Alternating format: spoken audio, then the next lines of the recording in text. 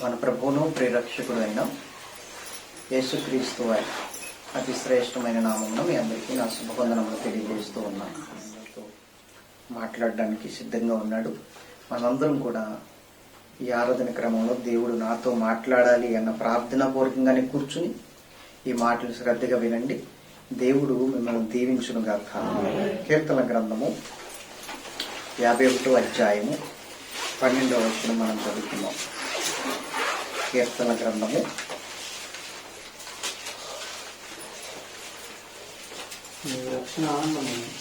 కీర్తన గ్రంథం అందరూ తీశారా? 51:12. నీ రక్షణ ఆనందము నాకు మరలా పుట్టించుము. దేవునికి మహిమ కలుగును గాక. చెప్పాలి గట్టిగా. ఇక్కడ రాయబడిన మాట ఏంటంటే నీ రక్షణ ఆనందము నాకు మరలా పుట్టించుము. అంటే ఈ మాట దావీదు ఎప్పుడు చెప్తున్నాడు అన్నది మనం ఆలోచన చేసుకుంటే జాగ్రత్తగా విన్నాం.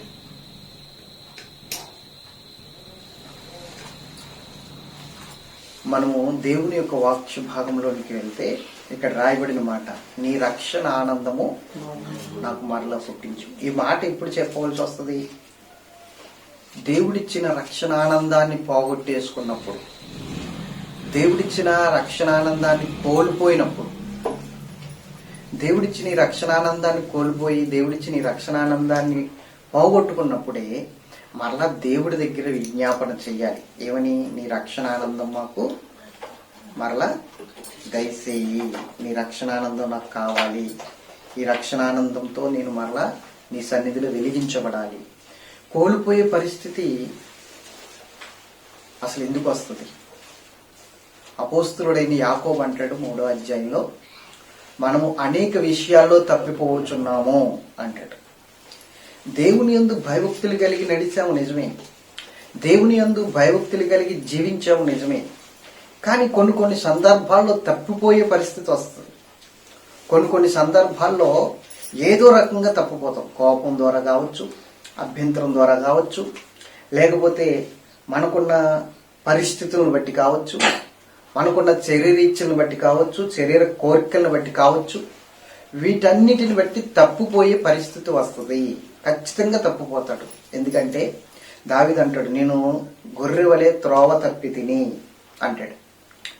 జాగ్రత్తగా విందాం. తప్పిపోయే పరిస్థితి ప్రతి ఒక్కరికి ఉంది. దైవజనుని మనం చూసుకున్నట్లయితే, పరిశుద్ధ గ్రంథంలో ఉన్న భక్తులను చూసుకున్నట్లయితే ప్రతి ఒక్కరు తప్పిపోయారు. ఆదాము కానించి ప్రతి ఒక్కరు కూడా తప్పిపోయిన వారే. తప్పిపోలేని వారు ఎవరూ లేరు. అందరూ తప్పిపోయిన వారే. ఆఖరికి యోబు కూడా అన్ని శ్రమలు అనుభవించినప్పుడు దేవుని గురించి ఏమన్నాడో తెలుసా? అసలు ఈ పరిస్థితి రావడానికి నేను ఏం పాపం చేశానని ఈ స్థితికి తీసుకొచ్చాడు దేవుడు నన్ను అని మాట్లాడేది. అంటే మాట ద్వారా కానీ, క్రియల ద్వారా కానీ, తలంపుల ద్వారా కానీ, ఆలోచనల ద్వారా కానీ మనం తప్పిపోయే అవకాశం ఉంది. ఖచ్చితంగా అవకాశం ఉంది. కాబట్టి తప్పిపోయిన నీవు ఇంక భ్రష్టుడిగా వెళ్ళిపోయి ఇంకా దేవుడు అంగీకరించకుండా, ఇంకా దేవుడు నిన్ను ఏమాత్రం కూడా ఇంకా అంగీకరించకుండా, ఆయన సంత చేర్చకుండా త్రోసి వేస్తాడు అన్నది కాదు. కానీ మరలా నువ్వు ఆయన దగ్గరికి వచ్చి పశ్చాత్తాపడి ప్రార్థన చేయగలిగితే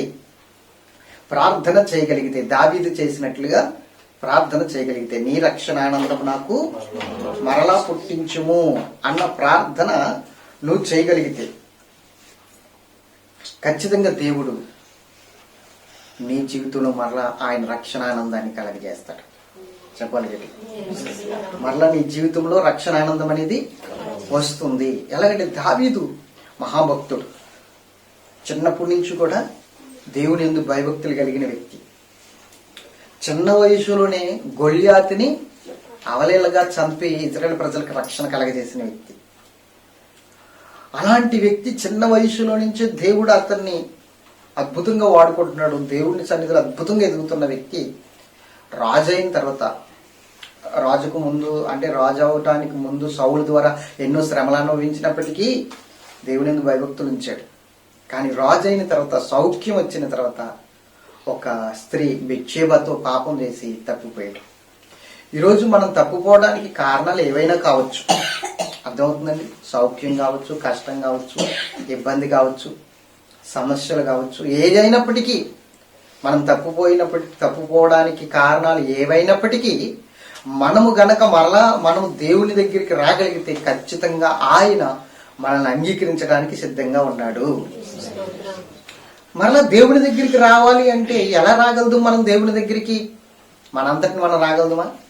దావీదును చూసుకున్నట్లయితే దేవుడి దగ్గరికి దావీదు తనంతట తానే వచ్చాడా? చెప్పాలి. తనంతట తానే వచ్చాడా? లేదే. దేవుడు దైవజనుడైన నాతాన్ని పంపిస్తే నాతాను అతన్ని గద్దిస్తే ఆ గద్దింపుకు లోబడి అప్పుడు దేవుని దగ్గరికి వచ్చాడు. ఈరోజు నీ జీవితంలో కూడా ఖచ్చితంగా తప్పిపోయిన పరిస్థితి ఉంది కాబట్టి నీకు దేవుని దోషుల ద్వారా ఒక గద్దింపు అవసరమై ఉంది. దేవుని దోషుల ద్వారా దేవుని మాటలు నీకు అవసరమై ఉన్నాయి. దేవుడు నీతో మాట్లాడగలిగినప్పుడే నువ్వు తప్పిపోయావన్న సంగతి నీకు అర్థమవుతుంది. దావీదు ఉన్నాడు, అతడు నేను తప్పిపోయానని ఎప్పుడైనా అనుకున్నాడా? నేను పాపం చేశాను అని ఎప్పుడైనా అనుకున్నాడా? అలా అనుకుంటే అసలు సమస్య అంతవరకు వచ్చేదే కాదు. అవునా కదా? సమస్య అంతవరకు వచ్చేదే కాదు. కానీ దేవుడే మరలా అతన్ని జ్ఞాపకం చేసుకుని అతని దగ్గరికి ప్రవక్తను పంపించి ఆ ప్రవక్త ద్వారా అతన్ని గద్దించి ఆ గద్దింపుగా అతన్ని లోబడేటట్లు చేసి మరలా అతనికి పశ్చాత్తాప బుద్ధి కలగజేశాడు కదా. గట్టిగా స్తోత్రం చెప్పాలి.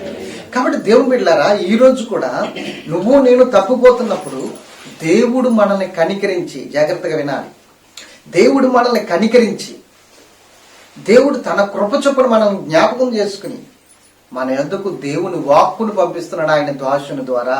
ఇది నువ్వు గ్రహించుకోగలుగుతున్నావా అన్నది నువ్వు గుర్తుంచుకోవాలి. ఇది నువ్వు గ్రహించుకోగలిగితే ఖచ్చితంగా దేవుని దోషుని ద్వారా ఈరోజు నాతోనే మాట్లాడాడు. ఈరోజు నేను తప్పిపోతున్న పరిస్థితి నుండి నన్ను మరలా వెతికి రక్షిస్తున్నాడు దేవుడు. అవును, నిన్ను వెతికి రక్షించడానికి ఆయన వచ్చాడు. మరలా తప్పిపోతే మరలా నిన్ను వెతుకుతున్నాడు ఆయన దోషుని ద్వారా. ఒక రోజున మనం తప్పిపోయినప్పుడు, త్రోవ తప్పిన గొర్రెల వలె ఉన్నప్పుడు యేసుక్రీస్తు ప్రభు వారి లోకానికి వచ్చి మనల్ని రక్షించారు. అలాగే మరలా మనం త్రోవ తప్పిపోతున్నప్పుడు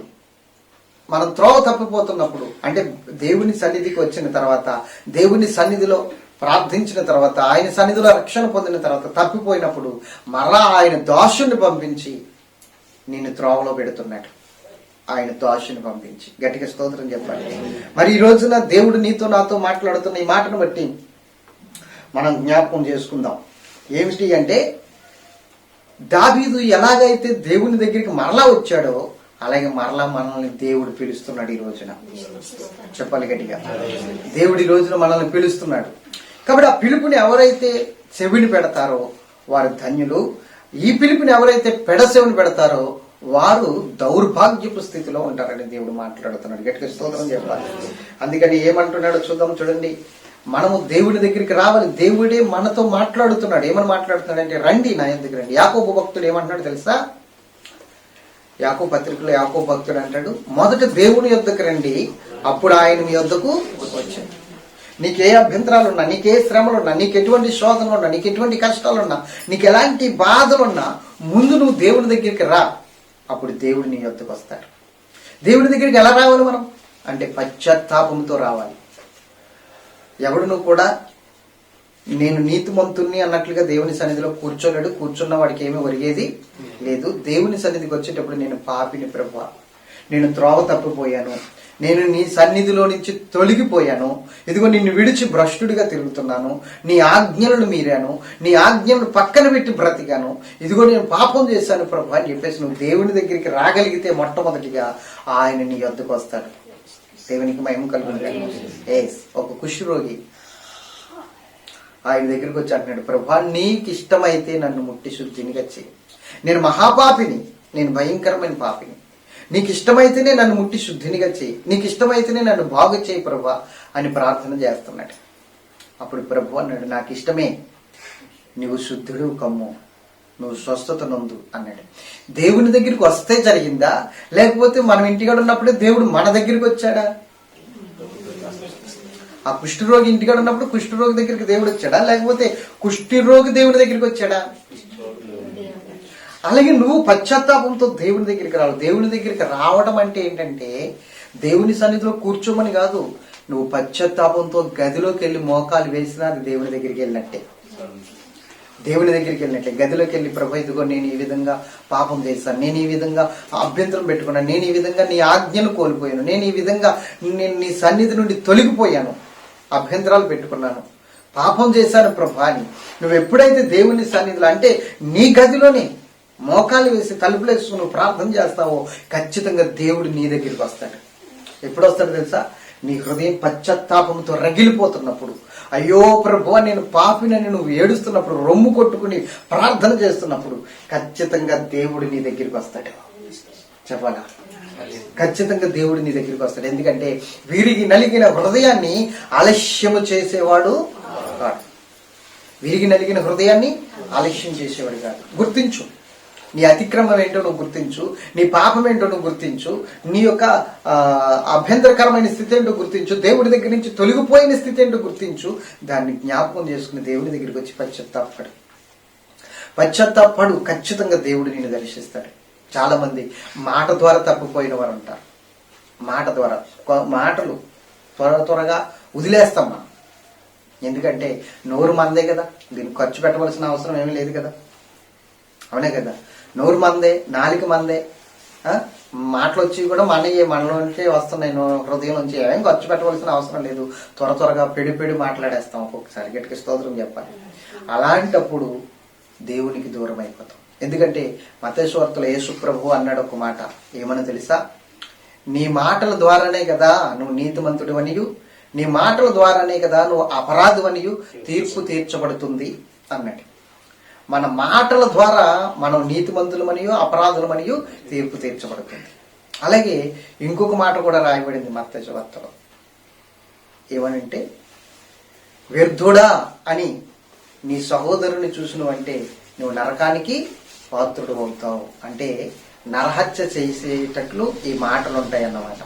ఈ మాటలు దేంతో పోల్చాడు? నరహత్య. అంటే మాట ద్వారా కూడా తప్పిపోయే పరిస్థితి మనకుంది. త్వరగా మాట్లాడేశాం కదా, నేను మాట్లాడేసాను, తెలివిగా మాట్లాడేశాను కదా, చాలా సంతోషంగా అనుకుంటాం, మనం తెలివితేటలతో మాట్లాడామనుకుంటాం. కానీ దేవుడు ప్రతిదీ కూడా తీర్పులోనికి తీసుకొస్తాడు. నీ ప్రతి మాటను తీర్పులోనికి తీసుకుని వస్తాడు. తీర్పులోనికి తీసుకుని వచ్చినప్పుడు ఆయన లెక్క అడిగినప్పుడు నీ పరిస్థితి ఏమిటో ఒక్కసారి ఆలోచన చేసుకోమని దేవుడు మాట్లాడుతున్నాడు. చెప్పండి. కాబట్టి తప్పిపోయే పరిస్థితి మాట ద్వారా కూడా వస్తుంది. గట్టిగా స్తోత్రం చెప్పండి. దేవునికి మహిమ కలుగును కదా. కాబట్టి దేవుని బిడ్డలారా, మొదట దేవుని యొద్దకు రండి, అప్పుడు ఆయన మీ యొద్దకు వచ్చును. ఎలా రావాలి దేవుని యొద్దకంటే? విరిగి నలిగిన హృదయంతో రావాలి. నీ పాపాలు ఒప్పుకునే స్థితికి రావాలి దేవుని యొద్దకు, అప్పుడు ఆయన నీ యొద్దకు వస్తాడు. అంతేగాని నువ్వు వచ్చి మామూలుగా కూర్చుని వెళ్ళిపోతే నేను దేవుని దగ్గరికి వచ్చాను కదా అనుకుంటే అది వ్యర్థమవుతుంది. నువ్వు వచ్చిన ప్రయోజనం ఏమీ లేదు. నువ్వు దేవుని దగ్గరికి రావాలి అంటే ఖచ్చితంగా విరిగి నలిగిన హృదయంతో నువ్వు మోకాలు వేయాలి. అయ్యో నేను పాపిని ప్రభువా అని దావీదు ఎలాగైతే ఒప్పుకుంటున్నాడు, ఇప్పుడు ఒప్పుకుని ఏమన్నాడు తెలుసా? నేను కోల్పోయాను, నీ రక్షణానందం కోల్పోయాను, నీ శాంతి సమాధానం కోల్పోయాను, నీ అభిషేకాన్ని కోల్పోయాను, నీ ప్రత్యక్షతను కోల్పోయాను, నీ మహిమను కోల్పోయాను, అవి మరలా నాకు దయచేయి ప్రభువా అని చెప్పేసి విరిగి నలిగిన హృదయంతో పశ్చాత్తాపడతాడు. మీరు ఇంటికి వెళ్ళిన తర్వాత 51 దావీదు కీర్తన మొత్తం చదవండి.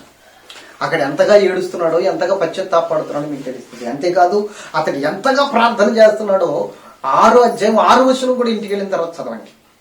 6:6లో రాయబడింది, ఆయన రాత్రి అంతా కన్నీరు విడుచుచు ప్రార్థన, ప్రతి రాత్రి అని రాయబడింది అక్కడ. కాబట్టి దేవుని బిడ్డలారా, ఈరోజు దేవుడు మనతో మాట్లాడుతున్న ఈ మాటను బట్టి మీరు జాగ్రత్తగా జ్ఞాపకం చేసుకుంటే దేవుడు మాట్లాడుతున్నాడు. అందుకని యెషయా భక్తుడు కూడా మనతో మాట్లాడుతున్నాడు. చూడండి ఏమని మాట్లాడుతున్నాడంటే 1వ అధ్యాయము 18వ వచనము, యెషయా గ్రంథము 1వ అధ్యాయము 18వ వచనము తీయాలి. యెహోవా ఈ మాట సెలవిచ్చుచున్నాడు, రండి మా వివాదము తీర్చుకుందాము. మీ పాపములు రక్తము వలె ఎర్రని వైనను అవి హిమము వలె తెల్లబడును. పెంపు వలె ఎర్రని వైనను అవి గొర్రెబొచ్చు వలె తెల్లవదును. మీరు సమ్మతించి నా మాట వినని ఎడల మీరు భూమి యొక్క మంచి పదార్థములను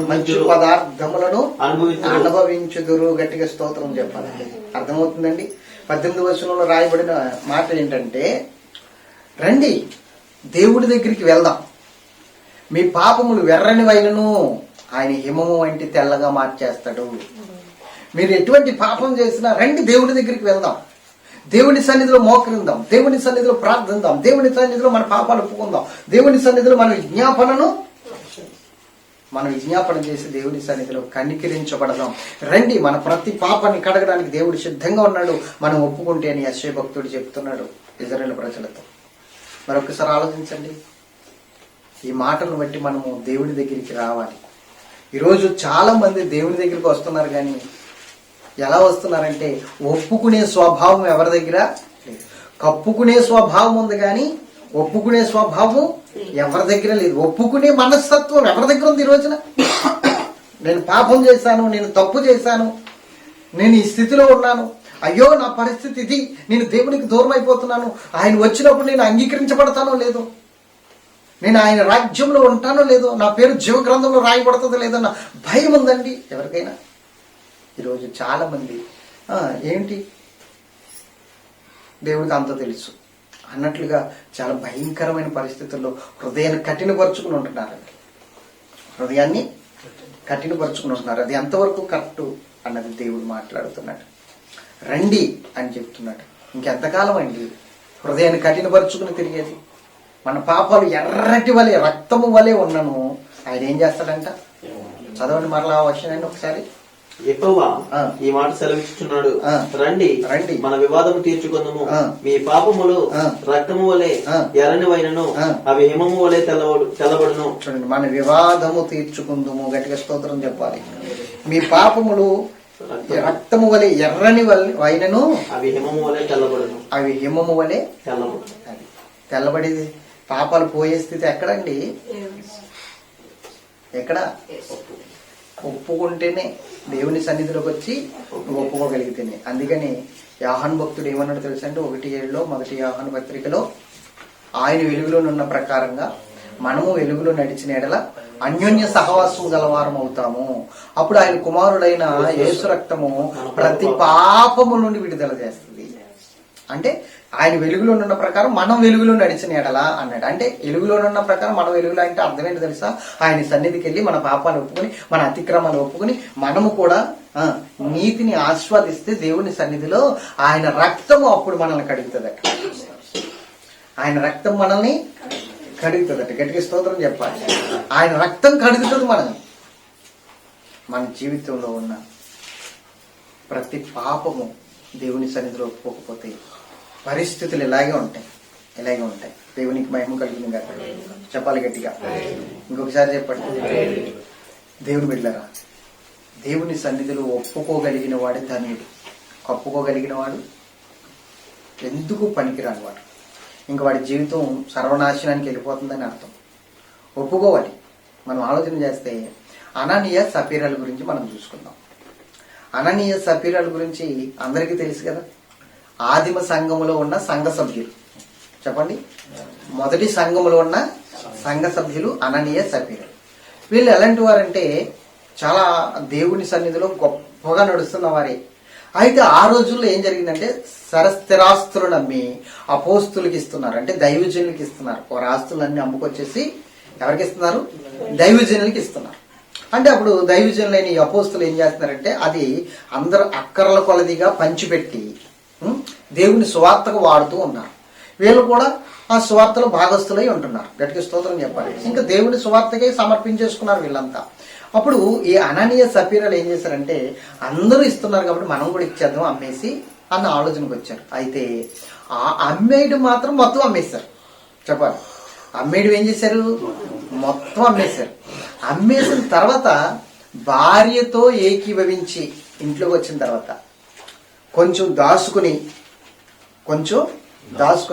కొంచెం పట్టుకెళ్ళి దేవుని సన్నిధిలో పెట్టారు. అప్పుడు పేతురు అడిగాడు, అననీయ మొత్తం నువ్వు అమ్మింది ఇదేనా అని అడిగాడు దైవజనుడు. ఇదేనయ్యా, మొత్తం అమ్మిందంతా మొత్తం తెచ్చేసి నీ పాదం దగ్గర పెట్టేశాను, నేనేమీ దాచుకోలేదు. ఎందుకు నువ్వు పరిశుద్ధాత్మని మోసగించాలని చూస్తున్నావు? పరిశుద్ధాత్మతోనే అబద్ధమాడుతున్నావు నువ్వు. చెప్పండి, ఎవరితోటి? అతను మాట్లాడుతున్నది ఎవరితోటి? పేతురుతోటి. కానీ పేతురు చెప్తున్నది ఎవరితోటి? అననీయతోటి. ఏమని చెప్తున్నాడు? నువ్వు పరిశుద్ధాత్మతో అబద్ధం ఆడుతున్నావు. అతను అబద్ధం ఆడింది ఎవరితోటి? పేతురుతోటి, దైవజనుడితో. కానీ ఈ రోజు కూడా చాలా మంది దైవజనుడితోనే కదా అబద్ధం ఆడుతుంటా అని ఒక మనిషిలా చూస్తారు. కానీ నువ్వు ఎవరితో అబద్ధం ఆడుతున్నావు తెలుసా? అన్నీ తెలిసిన పరిశుద్ధాత్మునితో అబద్ధం ఆడుతున్నావు.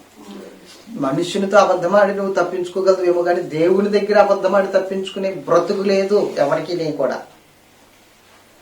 చూడండి 5వ అధ్యాయం అపోస్తలుల కార్యములు 5వ అధ్యాయంలో ఈ మాటలు రాయబడిని. ఒక మాట నేను చూపిస్తాను. అపోస్తలుల కార్యములు 5వ అధ్యాయం 1 కానించి త్వరగా చదవండి. అననీయ అని ఒక మనుషుడు తన భార్య సపీరతో ఏకమై పొలమమ్మెను.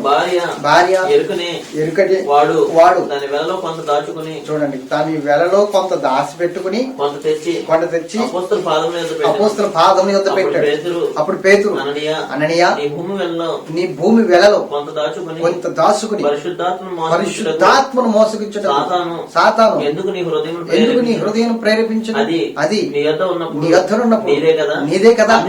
అమ్మిన పిమ్మట అది నీ వశమై ఉండలేదా? ఎందుకు ఈ సంగతి నీ హృదయంలో ఉద్దేశించుకున్నావు? మనుషులతో కాదు, దేవునితో చెప్పాను. దేవునికి స్తోత్రం. ఎవరితో అబద్ధం ఆడాడు? నేను పేతురుగారితో మాట్లాడుతాను అనుకున్నాడు. అంతేడు. నేను దైవజనుడితో మాట్లాడుతున్నా, ఒక మనిషితో మాట్లాడుతున్నాను అనుకున్నాడు. కానీ ఎవరితో మాట్లాడుతున్నాడు అంటే పరిశుద్ధాత్మ పూరుడైన దైవజనుడైన ఆత్మపూరునితో మాట్లాడుతున్నానన్న ఆలోచన వాడికి లేదు. అందుకనే పేతురు అంటాడు, నువ్వు మనుషులతో కాదు పరిశుద్ధాత్మతోనే అబద్ధం ఆడుతున్నావు. నువ్వు కొంచెం దాచుకుని వచ్చావు. ఎందుకు అబద్ధం ఆడుతున్నావు? ఆలోచన చేయండి. కొంచెం దాచుకుని వచ్చావు. గట్టిగా స్తోత్రం చెప్పాలి. అయితే అననీయ ఆ మాటలు వినగానే అక్కడికక్కడే పడి ప్రాణం విడిచాను. రాయబడి ఉంది అందులో. అక్కడికక్కడే పడి ఎందుకు ప్రాణాల మీద తెచ్చుకుంటాం? తప్పుపోయే పరిస్థితి. నేనంటున్నాను, కప్పి పెట్టుకుని దాచి పెట్టుకునేది ఏంటంటే పాపం. నేను చెప్తున్నాను, సొమ్ములు దాచిపెట్టుకుంటున్నావు నేను అనట్లేదు. నీ సొమ్ము నీ ఇష్టం దాచిపెట్టుకో, నాకు అవసరం లేదు. నువ్వు కష్టపడ్డ సొమ్ము నీ సొమ్ము నీ దాచిపెట్టుకో, బ్యాంకులో వేసుకోలేదు, ఖర్చు పెట్టుకో, నాకెందుకు. కానీ నువ్వు దాచిపెట్టుకుంటున్నది ఏంటో తెలుసా? పాపము. పాపాన్ని దాచిపెట్టుకోవడం అనేది ఎంత ప్రమాదం అంటే అది ఒక రోజున నీ ప్రాణాలని హరిస్తుంది. కప్పి పెట్టుకోకు. చెప్పు, దేవుని దగ్గరికి వచ్చి నీ ప్రతి పాపాన్ని ఒప్పుకో, నీ ప్రతి అతిక్రమాన్ని ఒప్పుకో. దేవుని సన్నిధిలో నీ ప్రతి పాపము క్షమించబడుతుంది. చెప్పండి, నీ ప్రతి అతిక్రమము క్షమించబడుతుంది. స్తోత్రం చెప్పండి. భార్య దగ్గరికి వెళ్ళారు వీళ్ళందరూ కలిసి. భర్త చనిపోయాడు అన్న సంగతి మీకు తెలియదు, ఇంటికాడ ఉంది. దైవజనులు వీళ్ళందరూ కలిసి భార్య దగ్గరికి వెళ్ళారు. భార్యను అడుగుతున్నాడు, అమ్మ నీ భర్త చనిపోయాడని చెప్పాలా? ముందు వెళ్ళినంటే ఏం చెప్పాలి? చెప్పాలి. అదే మనం వెళ్ళామనుకోండి, చూసావా పాస్టర్ గారు ఎంత దుర్మార్గుడు, డబ్బుల గురించి అడుగుతున్నాడు, భర్త చనిపోతే చెప్పకుండా. వెనకాల ఉన్న వాళ్ళే ముందు మాట్లాడేస్తారు. వెనకాల ఉన్న వాళ్ళు ఏం చేస్తారు తెలుసా? మన శిష్యులు, గొప్ప శిష్యులు కదా, గట్టిగా స్తోత్రం చెప్పడం. ఏమంటారు తెలుసా? అదేంటి పాస్టర్ గారు భర్త చనిపోయాడు అన్న సంగతి చెప్పకుండా ఏమ్మా నీ డబ్బు ఎందుకు దాచుకున్నావు అని అడుగుతాడు. ఏంటి? దేవునికి మహిమ కలుగుతుంది. ఏమండి, వాళ్ళు ఒక సమర్పణకు రావాలన్నదే వాళ్ళ ఉద్దేశం. ఏంటి ఆ సమర్పణ అంటే? లోకమునైనను లోకములో ఉన్న వాటినైనను ప్రేమించకూడదు అన్న సమర్పణకు రావాలి. ప్రేమించే స్థితికి వెళ్ళకూడదు, ప్రేమించకూడని సమర్పణకు రావాలి. శరీరీచ్ఛలను భావబంధాలను విడిచిపెట్టి వైరాగ్యం అనే ఒక సమర్పణకు రావాలి. వైరాగ్యములోనికి రావాలి వారు. ఇది ఆది అపోస్తుల సంఘములో ఉన్న ఒక నిబంధన. ఈ ఆది అపోస్తుల యొక్క సంఘంలో ఉన్న ఈ నిబంధనను బట్టి వాళ్ళు రావాల్సిందే. అందుకని కరెక్ట్గా మాట్లాడుతున్నాడు. అక్కడికి వెళ్ళి ఎవరు మాట్లాడుతున్నాడో చదవండి కిందకి. ఇంచుమించు 3 గంటల సేపటికి వాని భార్య జరిగినది ఎరుగుక లోపలికి వచ్చెను. అప్పుడు పేతురు, మీరు ఆ భూమిని ఎంతగా అమ్మితిరా అని నాతో చెప్పమని ఆమెను అడిగాను. అందుకామె, చూసారా అమ్మ నీ భర్త చనిపోయాడమ్మా, మరి ఇలా వచ్చి పడిపోయాడు, మరి హార్ట్ అటాక్ ఉంది ఏంటో తెలీదు, 70 ఏళ్ళు నడిపోయాడు, పడిపోయాడు, చచ్చిపోయాడు. నేను ఒక మాట అన్నాను, ఎందుకంటే అబద్ధం ఎందుకు ఆడావని. ఆ విషయంలో మరి నిజం తెలిసిపోయిందని మరి భయం వేసిందో ఏంటో, చనిపోయాడు, అయ్యో నీ భర్త శవం అక్కడ ఉంది, చూసుకుంటావా ఏంటి, సంఘస్థులు ఎట్లో పెడతాకి రెడీగా ఉన్నారు, మరి ఏంటమ్మా అని ఏదో అడగాలి, మంచి చేయడం. అవునే కదా? అలా అడగకుండానే భార్య రాగానే ఏమంటాడంటే, ఏమ్మా మీరు అమ్మిన వేళలో ఇదేనా అని అడుగుతున్నాడు ఖచ్చితంగా. అదే అదే అని చెప్తుంది. దేవునికి స్తోత్రం. అదే అని చెప్పిన వెంటనే నీ భర్తను పాతి పెట్టిన వాని పాదములు ఇక్కడే ఉన్నాయి అన్నాడంతే. భార్య కూడా చూపించలేదు శవాన్ని. ఆ మాట వినగానే ఆమె పడి చనిపోయింది. పాపము ద్వారా వచ్చు జీతము మరణం. భౌతికమైన మరణం కాదు, కానీ నేను చెప్తున్నాను మామూలుగా. నువ్వు ఎప్పుడైతే పాపాన్ని దాచిపెట్టుకుంటావో అది ఎప్పటికైనా నిన్ను మరణంలోనికి తీసుకెళ్తుంది. మరణపు ఛాయల్లోనికి నిన్ను తీసుకుని వెళ్ళి నిలబెడుతుంది. నీ బ్రతుకంతా ఇంకా మరణంలో గడపవలసిందే. మరణం అంటే దుఃఖము, ఆవేశము, పండ్లు కొరుకుట, ఏడ్చుట, ఇంకా అక్కడేమి శాంతి సమాధానము లేదు. దేవుని బిడ్డలారా, ఆలోచన చేయండి. ఎప్పటికైనా జ్ఞాపకం చేసుకునండి. మన వివాదము తీర్చుకుందాము రండి.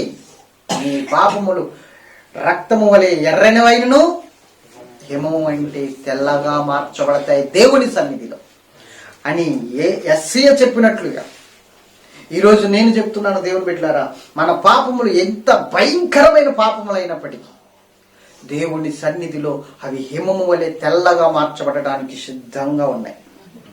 దేవుడు సిద్ధంగా ఉన్నాడు మార్చడానికి. నువ్వు రాగలిగితే, ఖచ్చితంగా ఒప్పుకోగలిగితే, నీ ప్రతి పాపాన్ని, నీ ప్రతి అతిక్రమాన్ని దేవుని సన్నిధిలో ఒప్పుకోగలిగితే దేవుడు నిన్ను విడిపించడానికి సిద్ధంగా ఉన్నాడు. నిన్ను బాగు చేయడానికి సిద్ధంగా ఉన్నాడు. గట్టిగా స్తోత్రం చెప్పాలి. హల్లెలూయా, హల్లెలూయా. యెషయా గ్రంథము 57:18 దేవుడు ఏ విధంగా సిద్ధంగా ఉన్నాడో మనం చూద్దాం. ఏ విధంగా సిద్ధంగా ఉన్నాడో మనం చూద్దాం. యెషయా గ్రంథము 57:18. ఒప్పుకోవాలి కానీ కప్పుకోకూడదు. నేను అననీయ సపీరలాగా ఆదాములాగా కప్పుకోకూడదు. చూడండి 57:18 దేవుడు చూస్తున్నాడంట. ఎంత సిద్ధంగా ఉన్నాడో దేవుడు మన పాపములను కడగడానికి, మన అతిక్రమాలను కడగడానికి ఎంత సిద్ధంగా ఉన్నాడో మీకు నేను తెలియజేస్తున్నాను. చదువుదాం. నేను వారి ప్రవర్తనను చూసి తిని వారిని స్వస్థపరుస్తాను, వారిని నడిపించును, వారిలో దుఃఖించు వారిని వాదార్చుదును, వారిలో కృతజ్ఞత బుద్ధి పుట్టించుచు దూరస్తులకు సమీపస్తులకు సమాధానమని చెప్పి నేనే వారిని స్వస్థపరచుదును. చెప్పండి. ఇప్పుడు దేవుడు ఎంత సిద్ధంగా ఉన్నాడు దేవుని సన్నిధిలో. నువ్వు ఒప్పుకోవడానికి రాగలిగితే, నువ్వు ఒప్పుకుని విడిచిపెట్టడానికి రాగలిగితే దేవుడు ఏ విధంగా సిద్ధంగా ఉన్నాడో తెలుసా? నిన్ను స్వస్థపరచడానికి. అంటే స్వస్థత అంటే శరీర సంబంధమైన స్వస్థత కాదు, జీవిత స్వస్థత. చెప్పాలి గట్టిగా. నిన్ను స్వస్థపరచే యెహోవాను అంటే నీ రోగము తీసేస్తానన్నమాట. రోగం అంటే ఏంటి? హృదయము మోసకరమైనది, ఘోరమైన వ్యాధి. అంటే హృదయంలో ఉంది అసలైన వ్యాధి, పాపం అనే రోగం. ఆ రోగాన్ని తీసి స్వస్థపరుస్తాడన్నమాట. చెప్పాలి. ఏ విధంగా స్వస్థపరుస్తాడు? ఇప్పుడు నిన్ను నువ్వేదో బలహీనతతో ఉంటే వస్తే స్వస్థపరుస్తానంటలేదు. నీ వివాదము తీర్చుకోవడానికి ఆయన సన్నిధికి వచ్చి నీ పాపాలు ఒప్పుకోగలిగితే, దావీదు వలె రక్షణానందము నాకు మరలా దయచేయని పశ్చాత్తాపము కలిగి నువ్వు దేవుని సన్నిధిలో మొరపెట్టగలిగితే ఆయన అంటున్నాడు, నేను వారిని స్వస్థపరుస్తాను. నాకు ఏ రోగం లేదే, నన్ను స్వస్థపరచడానికి నువ్వు అనుకోవచ్చు. కానీ నీ హృదయంలో ఉంది రోగం, పాపం అనే రోగం. అందుకని అంటున్నాడు, హృదయము మోసకరమైనది, ఘోరమైన వ్యాధి గలది. వ్యాధి ఉందిలోన. ఆ వ్యాధిని తీసివేయడానికి దేవుడు సిద్ధంగా ఉన్నాడు. నువ్వు ఒప్పుకోవడానికి సిద్ధంగా ఉంటే. ఈరోజు తప్పుకోవట్లే, చాలా మంది తప్పుపోతున్నారు. గట్టిగా స్తోత్రం చెప్పాలి. మొదట ఉన్న ఒప్పుకోలు మధ్యలో ఉంటుందా? మొదట ఏమంటున్నారంటే, పాస్టర్ గారు నేను అన్ని విషయాల్లోని దేవునికి కృతజ్ఞత కలిగి ఉండాలనుకుంటున్నానండి, ఈ విధంగా ఉండాలనుకుంటున్నానండి, నా ప్రతి దాంట్లో ప్రథమ భాగం తీసేద్దాం అనుకుంటున్నానండి, దక్షిణ భాగం తీసేద్దాం అనుకుంటున్నానండి, నాకు ప్రార్థన చేయండి, నేను ఈ విధంగా ఉంటానండి, నేను మాట ఇస్తున్నానండి అని చెప్పడం, మధ్యలో తొలగిపోవడం. తప్పిపోయిన లేడా? మరి ఇప్పటికైనా పశ్చాత్తాపడకపోతే వారికి దారులు మూసుకుపోతాయని దేవుడు మాట్లాడుతున్నాడు. ప్రతి దారి మూసుకుపోద్ది. ఖచ్చితంగా చెప్తున్నాను, ప్రతి దారి మూసుకుపోద్ది. ఏ దారులు తెరవబడవు. నీకు దారులు తెరవబడాలా? పశ్చాత్తాపడు. ఏమంటాడు తెలుసా? రండి మన వివాదము తీర్చుకుందాం అన్నట్లుగా దేవుని దగ్గరికి రండి. మొదటి దేవుని దగ్గరికి రండి, అప్పుడు ఆయన యొద్దకు వస్తాడు. ఎలా రావాలి ఆయన యొద్దకు అన్నది చెప్పాను నేను. ఎలా రావాలి ఆయన యొద్దకు? దావీదు వచ్చాడు చూసారా? పశ్చాత్తాప బుద్ధితో, ఇరిగి నలిగిన హృదయంతో నాకు రక్షణ ఆనందం మరలా పుట్టించు, నీ సాక్షిగా జీవిస్తానని ఏ విధంగా మాట్లాడుతున్నాడో ఆ విధంగా దేవుని సన్నిధికి వచ్చి పశ్చాత్తాపడగలిగితే మనము విరిగి నలిగిన హృదయంతో దేవుని సన్నిధిలో మోకరించగలిగితే, కన్నీటి ప్రార్థన చేయగలిగితే, మనం ఒప్పుకోగలిగితే ఆయన స్వస్థపరచడానికి సిద్ధంగా ఉన్నాడట. నేను సిద్ధంగా ఉన్నాను, వారి ప్రతి పాపాన్ని కడిగేయడానికి సిద్ధంగా ఉన్నాను, వారిలో నేను కృతజ్ఞత బుద్ధి పుట్టించబోతున్నాను అన్నాడు. స్తోత్రం చెప్పాలి గట్టిగా. ఇంకొకసారి చెబుదాం హల్లెలూయా. చూద్దాం దేవుని బిడ్డలారా, ఇంకొక మాట, మనం ఏ విధంగా ఆయన మనల్ని కడగడానికి సిద్ధంగా ఉన్నాడో, మనం ఏ విధంగా ఆయన సన్నిధికి వెళ్తే ఆయన కడగడానికి సిద్ధంగా ఉన్నాడో చివరికి ఒక మాట చూపిస్తాను చూడండి. యెషయా గ్రంథము 43 అధ్యాయము 25వ వచనం. యెషయా గ్రంథము 43 అధ్యాయము 25వ వచనం. నేను నేనే, అందరూ తీసారా? 43:25. నేను నేనే చెప్తున్నాడు ఆయన. ఆయన సన్నిధిలోకి వచ్చి పశ్చాత్తాపడుతున్న వారికి ఆయన చెప్తున్నాడు. చదువుదాం. నేను నేనే నా చిత్తానుసారముగా మీ అతిక్రమములను తుడిచివేయుచున్నాను. గట్టిగా స్తోత్రం చెప్పండి. ఏమంటున్నాడు ఇప్పుడు? నేను నేనే మీ అతిక్రమాలన్నీ తుడిచేస్తాను. మీరు నాకు క్రొవ్విన బలులు అర్పించక్కర్లేదు, క్రొవ్విన దూడలను అర్పించక్కర్లేదు, కొండలెక్కి రావక్కర్లేదు, మీరు ఏమో మురుక్కుబళ్ళు చేసుకోక్కర్లేదు. మీరు వచ్చి పశ్చాత్తాపడితే చాలు, మీరు వచ్చి కన్నీరు కాచితే చాలు, నేనే నా చిత్తానుసారంగా మీ ప్రతి పాపాన్ని కడిగేస్తాను. సిద్ధంగా ఉన్నాడా లేదు ఇప్పుడు ఆయన?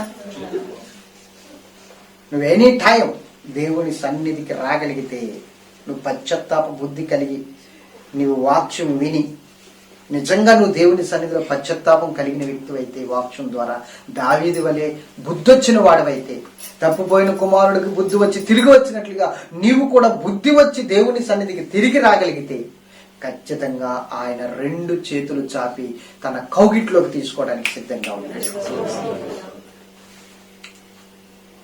లేదండి నేను చాలా పెర్ఫెక్ట్ అండి. ఎవడ పెర్ఫెక్టరా? నేను చాలా పెర్ఫెక్ట్ అండి, నేను ఎప్పుడు వచ్చిన కాడి నుంచి ఇప్పటి వరకు కుడికి కానీ ఎడముకి కానీ తప్పుకోలేదండి. ఇలాంటి కౌరులు చెప్పమాక. అందరూ తప్పిపోతారని బైబిల్ చెప్తుంటే నేను తప్పుకోలేదంటే నీ మాట నమ్మాలా, బైబిల్ మాట నమ్మాలా? ఎవరి మాట నమ్మాలి? బైబిల్ ఎప్పుడు అబద్ధం చెప్పదు, నువ్వు అబద్ధం చెప్తావు. కానీ లేదండి నేను చాలా కరెక్ట్ అండి. అయితే కరెక్ట్ అయితే దేవుడు కూడా నీకు అక్కర్లేదు. దేవుడే అన్నాడు నేను నీతిమంతుల కొరకు రాలేదురా అని. అయితే దేవుడు కూడా నువ్వు కరెక్ట్ అని ఎప్పుడైతే అనుకుంటావు, నేను నీతిమంతుడు అని ఎప్పుడైతే అనుకుంటావు, దేవుడు కూడా నీకు దూరంగా ఉంటాడు. ఎందుకంటే అంత నీతిమంతుడు అయితే నేను రాను బాబు నీ దగ్గరికి అంటాడు. ఎవడ పేరు పెట్టు. అందుకని దేవుడు చెప్తున్నాడు, ఈరోజు ఎవడు సరైన రీతిలో ఉన్నవాడు కాదు. కాబట్టి మనం అందరం కూడా ప్రార్థించాలి. తప్పిపోయిన వారి గురించి ప్రార్థించాలి. భారతదేశం కొరకు ప్రార్థించాలి. భారతదేశ పక్షంగా మనం ఒప్పుకోవాలి పాపాలు. భారతదేశం పక్షముగా ఒప్పుకోవాలి మనం పాపాలు. భారతదేశ పక్షంగా మనం ఒప్పుకుంటూ ప్రార్థన చెయ్యాలి. మన వారి నిమిత్తం మనం ఒప్పుకుంటూ ప్రార్థన చెయ్యాలి. స్తోత్రం చెప్పండి కదా. ఆయన ఏమంటున్నాడు చదువుదాం చూడండి. మరలా అదే మాట, నేను నేనే నా చిత్తానుసారముగా నీ అతిక్రమములను తుడిచివేయుచున్నాను. నేను నీ పాపములను జ్ఞాపకము చేసుకొనను. నాకు జ్ఞాపకము చేయము. మనం కూడి వాదింతుము. నీతిమంతుడుగా తీర్చబడినట్లు నీ వ్యాజ్యమును వివరించుము. గట్టిగా స్తోత్రం చెప్పాలి. అర్థమైంది ఇప్పుడు? నేను జ్ఞాపకం చేసుకొని నీ పాపాలు ఇంకా నా వీపు వెనక్కి పాడేస్తాను. దేవుడు ఎందుకు మన పాపాలను వీపు వెనక్కి పాడేస్తాడంటే ఇలా వెనక్కి తిరిగి చూడండి ఆయన. అర్థమవుతుందా? మనం ఏదైనా ఒకరు మన పక్షంగా తప్పు చేశారనుకోండి, మన జీవితకాలం గుర్తుంచుకున్నారు చూతనే ఉంటాం. నువ్వు పలానప్పుడు ఇలా అన్నావు తెలుసా, నన్ను పలానప్పుడు నువ్వు ఇలా చేసావు తెలుసా, నువ్వు పలానప్పుడు ఇలాగన్నావు, ఇప్పుడు మర్చిపోయామో. నేను మర్చిపోలేదు. దేవుడు కూడా అలాగంటే నీ పరిస్థితి ఏంటి ఒకసారి ఆలోచించు.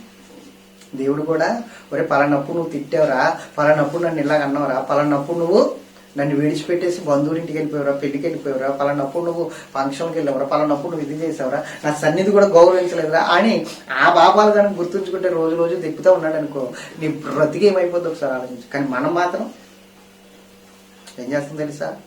అవే గుర్తుపెట్టేసుకుంటాం. ఎవరైనా వచ్చి ఏదైనా సహాయం కదనుకో, నువ్వు మర్చిపోయామో ఇప్పుడు వచ్చేసేసావా కాల్ పెట్టుకోవడానికి, ఎక్కడికి వెళ్తాడు? ఖచ్చితంగా రావాల్సిందే నా దగ్గరికి. ఎప్పుడైనా ఒకప్పుడు ఏమన్నాడు, ఇది మర్చిపోయామో, నేను మర్చిపోలేదు. ఎవడు చేస్తాడు అడిగి సహాయం? అదే సిచ్యువేషన్ నీకు దేవునికి జరిగితే నీ పరిస్థితి ఏంటి?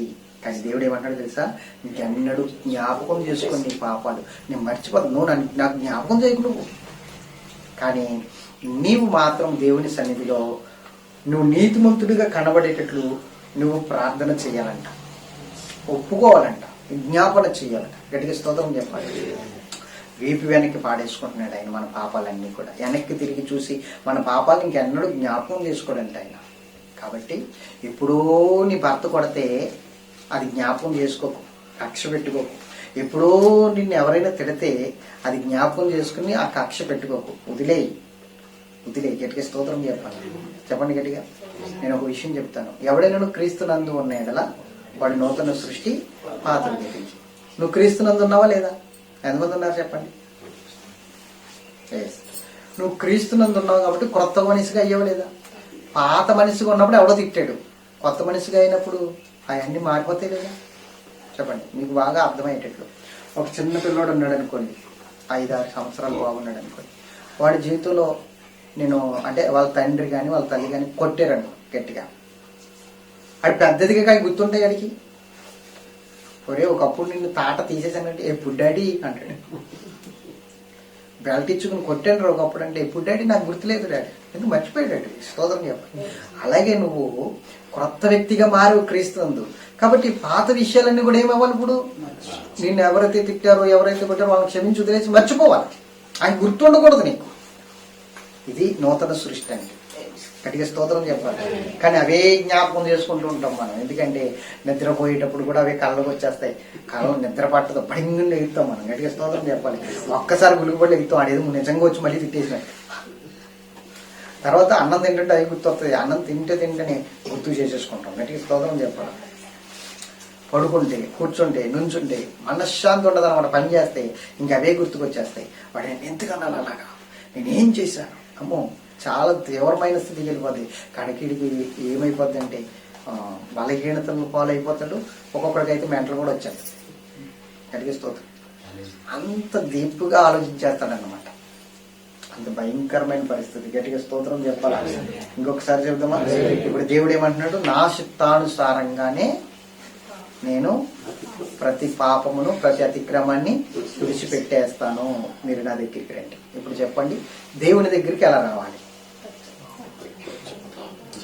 దేవుని దగ్గరికి ఎలా రావాలి? పశ్చాత్తాపముతో రావాలి, విరిగి నలిగిన హృదయంతో రావాలి. నేననే స్వభావం అక్కడ కనబడకూడదు. నేను పాపిని ప్రభు అని ప్రార్థన చేయాలి. గట్టిగా స్తోత్రం చెప్పాలి. ఒక ఉదాహరణ చెప్పి బైబిల్లో ప్రభు చెప్పిన ఉదాహరణ ముగించేస్తాను. ఒక పరిచర్యుడు ప్రార్థన చేస్తున్నాడు దేవుని సన్నిధిలో. ఏమని ప్రార్థన చేస్తున్నాడు? ప్రభువా, ఇండైరెక్ట్ గా అంటున్నాడు, నేను నీతిమంతుడు అని చెప్తున్నాడు ప్రభుతో. ప్రభువుకు తెలియదా నీతిమంతుడు కాదు? ప్రభువుకు తెలియదా వాడు నీతిమంతుడు కాదు? ప్రభుతో చెప్తున్నాడు వాడు ఇండైరెక్ట్ గా. ఎలాగంటే, ప్రభా బయట ఒకడు ఉన్నాడు పాపం, వాడు సుంకరి. స్తోత్రం చెప్పాలి. వాడు సుంకరి. సుంకరి అంటే అన్యుడు, పాపి అని అర్థం. వాడు బయట ఉన్నాడు. వాడిని చూసి మరి అంటున్నాడు, ప్రభా వాళ్ళలాగా నేను చోరుని కాదు, వాళ్ళలాగా నేను విషారిని కాదు, వాళ్ళలాగా నేను తినేయట్లేదు, కడుపు నిండా తినేసి ప్రార్థించట్లేదు, వారానికి 2 సార్లు ఉపవాసం ఉంటున్నాను, దక్షిణ భాగాలు తీస్తున్నాను, వాళ్ళలాగా దక్షిణ భాగాలు దొంగిలించట్లేదు, నేను దక్షిణ భాగాలు తీస్తున్నాను, అన్ని విషయాలు కరెక్ట్గా ఉంటున్నాను, ప్రార్థనకు వస్తున్నాను, వాక్యం చదువుతున్నాను ప్రభువా అని ఇంత పొడుగు ప్రార్థన చేశాడు. అంటే వాడి ప్రార్థన విధానం ఏంటంటే, వాడు చేస్తున్న క్రియలు దేవుడితో చెప్తున్నాడు. నువ్వు చేసే క్రియలు దేవుడు చూస్తున్నాడు, నువ్వు చెప్పక్కర్లేదు అక్కడ. అర్థమవుతుందా? నువ్వు చేసే పాపాలు ఏమన్నా ఉంటే పాప క్రియలు చెప్పు దేవుడికి, అయ్యా నేను ఈ తప్పు చేశాను, నన్ను క్షమించను అడుగు. అందుకే నువ్వు చేసిన మంచి క్రియలు అన్నీ కూడా ఎక్కడికి వెళ్ళిపోతున్నాయి? కొన్నేళ్ళతో అనలేదా దేవదూత వచ్చి ఏమన్నాడు? నువ్వు చేసిన దాన ధర్మాలన్నీ ప్రభు సన్నిధికి జ్ఞాపకార్థముగా, మంచి కార్యాలన్నీ కనబడుతున్నాయి జ్ఞాపకార్థముగా చేరినాయి అన్నాడా లేదా? అంటే నువ్వు చేసే దాన ధర్మాలు, నువ్వు చేసే మంచి కార్యాలు, నువ్వు చేసే ఉపవాస ప్రార్థనలు, నువ్వు చేసే ఆ యొక్క విజ్ఞాపన, ఇదంతా కూడా ప్రభు సన్నిధికి చేరుతుంది, నువ్వు చెప్పక్కర్లేదు. అదంతా కూడా ఒక గ్రంథంలో రాయబడుతుంది, నువ్వు చెప్పక్కర్లేదు. కానీ నువ్వు చేసే పాపాలు మాత్రం నీ నోటితో ఒప్పుకొని చెప్పాలి ప్రభు సన్నిధిలో, ఇది ప్రభు నా పాపం, ఇది ప్రభు నా అతిక్రమం. అది చెప్పట్లా. అయితే దూరంగా నిలబడ్డ ఆ శంకర్ ఏమని ప్రార్థన చేస్తున్నాడంటే, నేను పాపిని ప్రభు అని చెప్పేసి రొమ్ము కొట్టుకుంటూ ఆకాశము తట్టైనను కన్నులెత్తడానికి ధైర్యం లేదు ప్రభు అని ఏడుస్తూ ప్రార్థన చేశాడు. ఒకటే ప్రార్థన, ఏమని? నేను పాపిని. అది విన్నాడు దేవుడు. అది వాడిని సమాధానముగా ఇంటికి వాణించాడు. అంటే వాడిని సంతోషంగా, అంటే వాడి పాపాలన్నీ క్షమించాడు. వీడు పాపాలు కప్పుకొని మంచి పనులు చెప్పుకుంటున్నాడు. ఈరోజు కూడా చాలా మంది అంతే, గట్టిగా స్తోత్రం చెప్పాలి. ఆ స్థితి నీకు ఉండకూడదు. దేవుని సన్నిధికి వస్తే ఎలా రావాలో తెలుసా? పశ్చాత్తాపముతో రావాలి. దేవుని సన్నిధికి వస్తే విరిగి నలిగిన హృదయంతో రావాలి. అప్పుడే దేవుడు నిన్ను అంగీకరిస్తాడు, ఖచ్చితంగా అంగీకరిస్తాడు. స్తోత్రం చెప్పాలి. ఎవడు దీనుడై నా మాట విని వణుకుచున్నాడో వాడిని నేను సృష్టించుచున్నాను. తగ్గింపు తత్వం ఉండాలండి, తగ్గింపు తత్వం. ఇప్పుడు నేను ఒక మాట చెప్తా. పరిశుద్ధ గ్రంథంలో నోవాహు ఉన్నాడు కదా, నోవాహును దేవుడు వాడ చేయమని చెప్పాడు కదా, చెప్పాడా లేదా? వాడలకు మనుషులు వచ్చారా, జంతువులు వచ్చినాయా? ఒప్పుకునే మనసు హృదయం జంతువులకు ఉంటుందా, మనుషులకు ఉంటుందా? మాట అర్థం చేసుకునే జ్ఞానం మనుషులకు ఉంటుందా, జంతువులకు ఉంటుందా? చెప్పండి, పశువులకు ఉంటుందా, మనుషులకు ఉంటుందా? ఇప్పుడు రేపు పశువు అంటకు కూడా మనకి అర్హత లేదు, ఎందుకంటే వాటికి ఉన్న జ్ఞానం మనకు లేదు ఈరోజు. అందుకని పశువు అని తిట్టడానికి కూడా మానవుడు కోల్పోయాడు. పశువుతో కూడా పోల్చుకోవడానికి సరిపోడు అనమాట మానవుడు. చెప్పాలి గట్టిగా, స్తోత్రం చెప్పండి. మమ్మల్ని అంటాం కదా మనిషివా పశువు అని, అది ఫీల్ అవుతుందేమో. నోవాహు వాళ్ళకి నేను వెళ్ళాను రా, మనిషి రాలేదు, మనిషితో పోలుతావేంటి అని అది ఫీల్ అవుతుందేమో. పశువుతో పోల్చినందుకు నువ్వు ఫీల్ అవ్వాల్సిన అవసరం లేదు, గర్వించు. పశువుతో పోల్చిరా, పశువుతో పోలిస్తే ఫీల్ అవుతుంది. పశువే మంచిది నీకన్నా. అందుకన్నాడు, ఎద్దు తన కామందే దొడ్డి నెరుగును, గాడిద తన సొంత వాణి దొడ్డి తెలుసు. దేవునికి మహిమ కలుగుతుంది. పశువులు బేట. ఇప్పుడు నేను చెప్తున్నాను, ఆ పశువుల్లో ఏనుగుందా లేదా, ఒంటి ఉందా లేదా, దానికి చిన్న ద్వారం ఎలా వెళ్ళి అంటారు ఇవి ఆ వాళ్ళకి చెప్పనా. వాళ్ళకి వెళ్తే బ్రతుకుతానని తెలుసు కాబట్టి తగ్గించుకుని కుదించుకుని లోపలికి వెళ్ళి, అంటే దేవుని సన్నిధికి వెళ్తే మానవుడు ఆ విధంగా రావాలి. ఆ విధంగా వచ్చి దేవుని సన్నిధిలో దీనుడై వణకాలి. అంతేగాని నాకు అంతా తెలుసు అని కాళ్ళు ఎగరేసి ఆ ఫీలింగ్తో కూర్చోకూడదు ఇక్కడ. ఓహో ఈ సబ్జెక్టా ఆల్రెడీ 3 సార్లు విన్నాను అని నిద్రపోకూడదు. అర్థమవుతుంది, గట్టిగా స్తోత్రం చెప్పాలి. ఈ సబ్జెక్టే 3వసారి మాట్లాడుతున్నాడంటే నువ్వు లోబడలేదని అర్థం, సరి చేసుకోలేదని అర్థం. అందుకని 3వసారి నీతో మాట్లాడుతున్నాడు. ఇది గ్రహించుకుంటే దేవుడు సిద్ధముగా ఉన్నాడు నీ ప్రతి పాపాన్ని కడిగి నిన్ను శుద్ధీకరించడానికి. నీ పాపములు రక్తము వలె ఎర్రగా ఉన్న హిమ వంటి తెల్లగా మార్చడానికి ఆయన సిద్ధంగా ఉన్నాడు. ఒప్పుకుందామా? కడగబడదామా? ప్రార్థన చేద్దాం. మోకాలు వేసి ప్రార్థన చేద్దాం. ప్రార్థన. ప్రేమ కలిగిన తండ్రి, మీకు వందనాలు, స్తుతులు, స్తోత్రములు తెలియజేస్తున్నాం. విన్న వాక్యాన్ని బట్టి, నాతో మాతో మీరు మాట్లాడిన మాటలు బట్టి ప్రభావ మేము దర్శించబడడానికి మాకు సహాయం చేయండి. ప్రతి విషయాన్ని ఆశీర్వాదకరంగా మేము ఒప్పుకుని విడిచిపెట్టడానికి ప్రతి పాపాన్ని నీ సన్నిధిలో మాకు సహాయం చేయండి. కృప తోడుగొంచుము. యేసు నామమున అడుగుచున్నాము తండ్రి. అలా ప్రార్థనలో ఉందాం.